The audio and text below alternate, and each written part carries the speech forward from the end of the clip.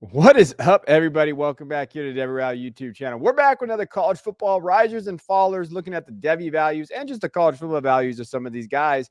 Here of week 4, we talk about guys who have gone up in value, who have gone down in value, and what their overall kind of PFF numbers are. What does that look like? So let's get started. Let's talk about my guy, Khalil Mullings, running back from Michigan. As a Michigan fan, I have to put you on here. I'm obligated to do that. But man, he's had a hell of a year. 17 attempts, 159 yards, and 2 touchdowns his last game. His PFF grades on the season, 89.4 run grade, yards after contact, 285. When you're looking at yards after contact per attempt, USC found that out very quickly, right? 5 yards over contact per attempt. Missed tackles for 17. He does a great job there. 10 plus explosive runs. He's at 7, which is pretty good for Mullings at his size. And then elusive rating, 179.2. I mean, that's pretty good there. Now, he does have a little Hassan Haskins vibe from college, right? And he is an older prospect. So when you look at the numbers on the season and what he's been able to do, obviously he's a converted linebacker. He's playing running back now.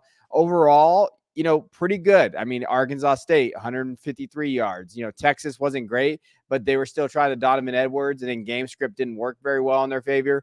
Fresno State looked really good, and he's the running back 1 on Michigan. So let's just make that clear. Overall, when you look at the numbers and the stats and everything there, he's the running back 1. Now, does he have NFL value? I think time will tell there. I think one of those things that you have to look at is like, hey, he's an older prospect converting a linebacker, but he did rise in value. I think he had a great game, and we need to highlight that and what he was able to do on the field. Next guy, and the things I'm going to be doing throughout this year, especially with this, is just talking about some underrated guys, some guys out there, not the Power 5, right? The G4, G5, however we want to call it now. And that's our guy, Fluff Bothwell. And people are going to laugh because they're going to say I'm making up that name, but no, he is a very, very good running back out there. 14 attempts, 116 yards, and 2 touchdowns. He is a true freshman this year. I know Andy highlighted him in our Substack for if you play a CFF format or C2C format. He's a guy you want to pick up. He's looked pretty good this year. 95.8 run grade, yards after contact, 177. Missed tackles for 17, and 10 plus explosive runs. So that's been really good there. His elusive rating has gone up. And the thing to note about him and in the NIL transfer portal, he could be on a better team next year, right? This is a kid that could find his way into a power conference. And then you're looking at maybe a better Devy asset. When you're looking at overall in his numbers out there, South Alabama, looked pretty good the last 2 weeks.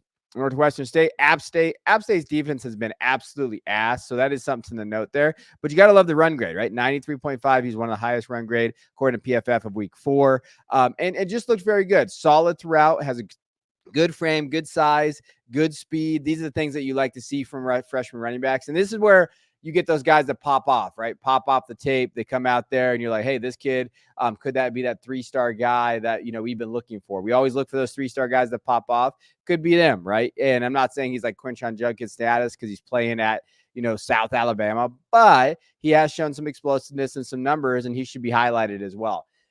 Next guy, a guy I haven't talked about yet, and I needed to talk about him because he just keeps having a fantastic year. Trey Harris, class of 2025, week 4, 11 catches, 225 yards, 2 touchdowns. Receiving grade, 91.5, yards per route run, 6.2, ADOT, 10.2, which is really good.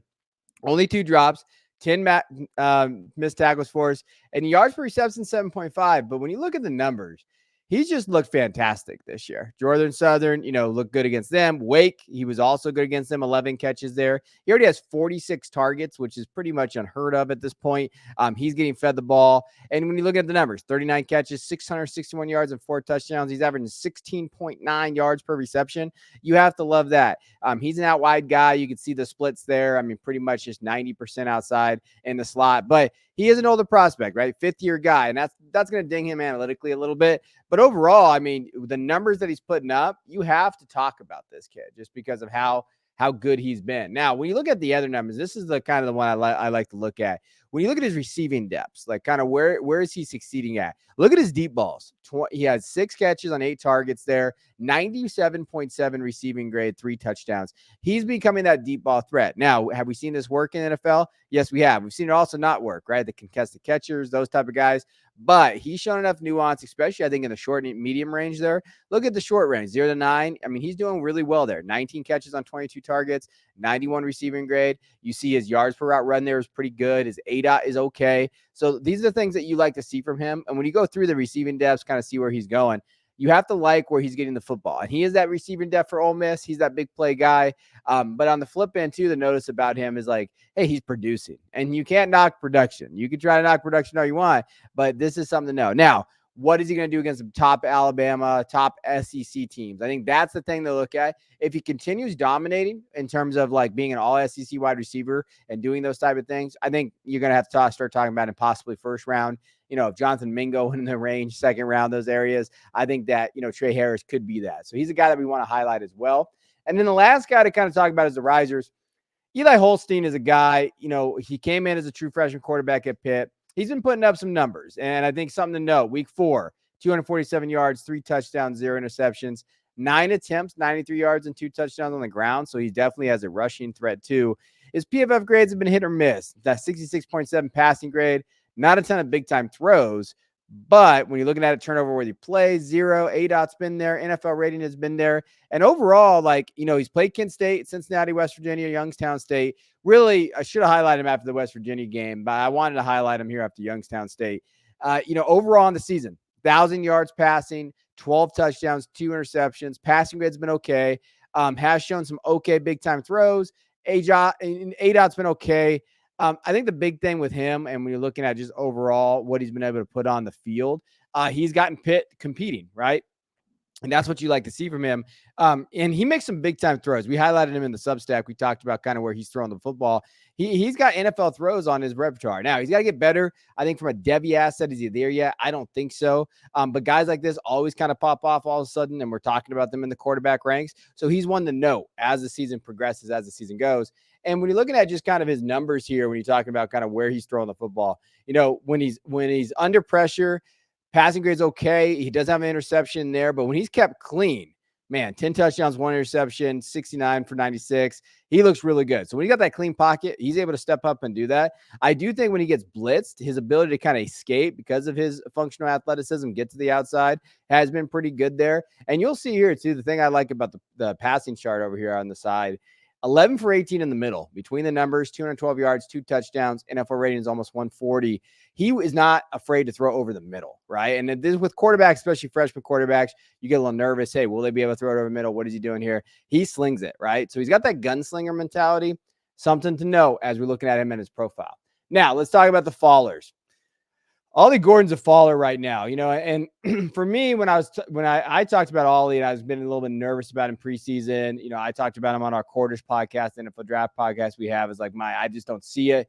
And just not been good this year. 11 attempts, 42 yards his last game in a bad loss to Utah where they really could have used him. Run grade under 70. Yards after contact hasn't been there either. Yards after contact per attempt hasn't been there. Missed tackle force has been okay, but as opposed to last year's numbers, definitely down as well. 10 plus runs, only 7 of those, elusive rating 79.3. So we're just not seeing that consistent runner that we saw last year. And when you look at the numbers, it looks even worse, right? Compared to last year, the big year was the 1,700 yards, 21 touchdowns. This year, 236 yards, 3 touchdowns is always put on there. I think the explosive runs have just not been there. When you're thinking of last year at 45, this year only at 7. Gap and run. Offensive line's been kind of a mess, but the elusive rating, right? 79.3 elusive rating. He's never been a huge elusive rating guy, but it just looks different this year. It looks less explosive. He has not been the same guy. And Oklahoma State's needed him. Like they've really needed him in these games that they've basically just been there. And again, he had the big game against South Dakota State. Since then, he has not performed up to par. So if you have him in Devy and you have that, you're hoping for like a Braylon Allen type, hey, he's good. He's going to find his role on the team. Hey, even if he goes day 2 or day 3, I think he can find that role. But I think that's where we're at right now. I think people were considering him as being running back 1 of the Devy class, and I don't think that's the case anymore. The last guy is a disappointment one. So Jackson Arnold just got benched, in terms of Anthony Hawkins Jr. out there at Oklahoma. Did not have a great game against Tennessee. 7 for 16, 54 yards, interception, 5 attempts, 21 yards, no touchdowns there. Wasn't great, right? PFF grades for the season has not been great. 3 turnover worthy plays, 8.9, NFL rating 84.5. I think the question is, when you're looking at Jackson Arnold moving forward, what is he, right? If Anthony Hawkins, they love that kid. They think Hawkins is a dude. They've talked about him kind of being that next guy up for them. They love him in this class. Arnold's probably going to transfer, right? Where does that look? Does he go to Auburn? They need a quarterback, right? Does he trust Hugh Freeze? Does he go to some other program? Michigan? I'm just going to will it. Go to Michigan, baby. Like there's programs out there that could really use a quarterback year in and year out. Notre Dame possibly, right? Depending on what they're going to do with their recruits. He's going to find another way. Now his Devy upside gets a little murky, right? Now his Devy upside is like, oh my gosh, will he be able to find that way? I think with quarterbacks, they take time, but definitely a faller based on his performance and based on getting benched, right? And he's looked okay this year, but even against Tulane, looking at 18 for 29, a touchdown interception, not a great passing grade there. Houston was okay, but again, throwing too many interceptions. And I think that's why he got the quick hook against Tennessee. I think they felt pressure that they needed to win that game, especially at home, first SEC opponent, and they just didn't do that, right? And I think that he could always come back. I think it was a very quick hook and performed good, and people be talking about him like, hey, maybe, Jackson Arnold is our quarterback, but getting benched in the middle of the year after just 4 games of starting is not a good look from a Devy outlook. And just from a college football outlook, like, what is the Oklahoma Sooners? What are they? Can they kind of compete in the SEC? I had them in the under going into the season. So I expected this, but I did not expect Jackson Arnold to get the hook there. Now, when you look at overall, just kind of where his numbers have been, really where he struggled is under pressure. I mean, that's the big one here as we go through it. 7 for 20. 35% completion percentage, 2 interceptions. He was really, really struggled under pressure. And I think that's why he got the hook. When you're looking at just the overall numbers, turnover worthy plays, he had more there under pressure there. Just hasn't looked great. I mean, a lot of drops, though, from his receivers. That receiving crew has not been great for them either. So I don't think this is all on Jackson Arnold, but I do think you have to put some of the blame on him. But from just a Devy outlook, not a great look, right? Not a great look for him in terms of where his value is at right now. So appreciate you guys tuning in every week. I can't thank you guys enough. Leave in the comments. Are you worried about Jackson Arnold? Who are some guys that you want me to highlight? Maybe give me some non-Power 5 guys. Who are some Power 5, non-Power 5 guys there that you think should get some love out there on the street? So appreciate you guys. See you guys next week.